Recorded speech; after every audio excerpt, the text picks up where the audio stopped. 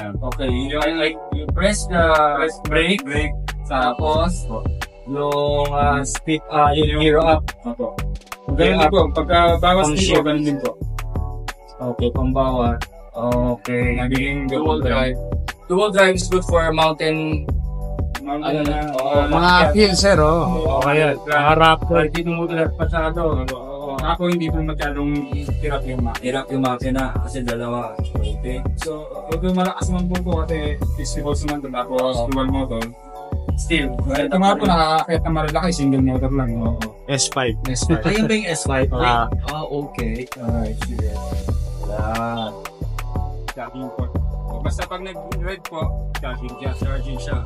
Pag nag-green, fully charged. Fully charged, either fully charged or may problema. Pag green. Yan, pag green. Ito po kasi pwede siyang hindi nag-charge. Pero kung low bat po, ay kung na-charge na talaga, so mag-drive.